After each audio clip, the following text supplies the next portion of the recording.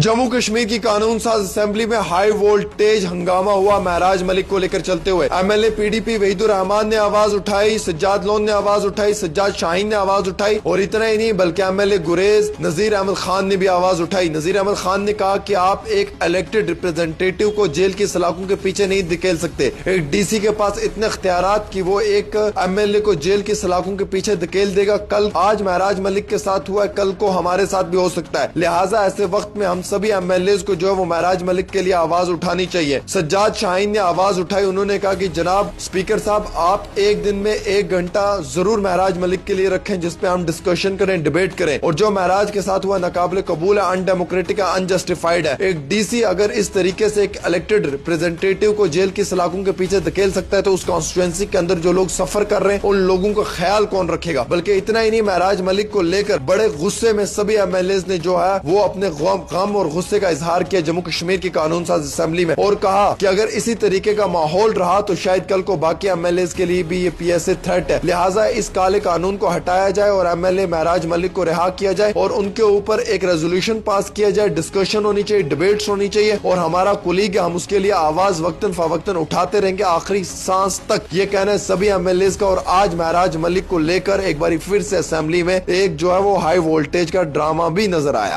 2 बयान बहुत ज्यादा वायरल हुए हैं, मैं उसके हवाले से आपसे जानना चाहूंगा। एक, ऑनरेबल चीफ मिनिस्टर साहब ये कहते हैं जब मेरी आंटी और मेरी बहन बिजली का ये जो स्मार्ट मीटर है या प्रीपेड मीटर है वो लगा सकते हैं तो फिर आम लोगों को तो सवाल ही नहीं कि वो बात भी करे इस पे, उसे सवाल ही नहीं उठाना चाहिए। दूसरा, आप ही की सरकार के डिप्टी चीफ मिनिस्टर ये कहते हैं आप ही के मेंबर पार्लियामेंट के बारे में कि कौन है आगा रूहुल्लाह। ये चल क्या रहा है सर? नहीं, स्मार्ट मीटर के मामले में मुझे लगता है कि उमर साहब को जरूरत से ज्यादा पकड़ लिया है। लेकिन ये सही बात है कि जिस वक्त ये मामलात हमारी पार्टी ने अपने मैनिफेस्टो में लाए उस वक्त इस चीज की तरफ तवज्जो नहीं दी गई कि हम जो कुछ कह रहे हैं या हम मंशूर की सूरत में सामने ला रहे हैं, कल वो चीजें हो सकेंगी कि नहीं हो सकेंगी। तो वो चीजें कह के इसमें कोई शक नहीं है कि हमारी जमात हो या हमारी सरकार हो उसमें फंस गई है।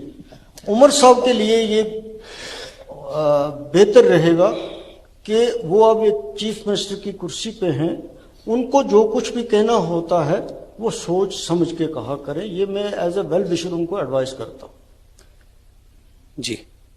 तो बाकी जहां तक आपने कहा कि डिप्टी चीफ मिनिस्टर साहब ये कहते हैं, वो कहते रहते हैं, आपको भी पता है, मुझे भी पता है।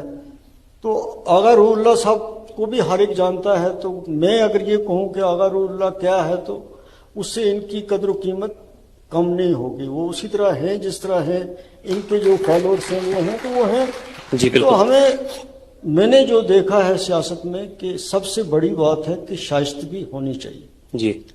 वो ठीक है, लोगों को वो चीज पसंद नहीं आती है, लोग कभी कभी खुश हो जाते हैं कि गाली गलौज की जाए, वो की जाए, तो लोग उसका टेस्ट लेते हैं, मजा लेते हैं। लेकिन अल्टीमेटली जो शाइस्तगी है वो पे करती है जी।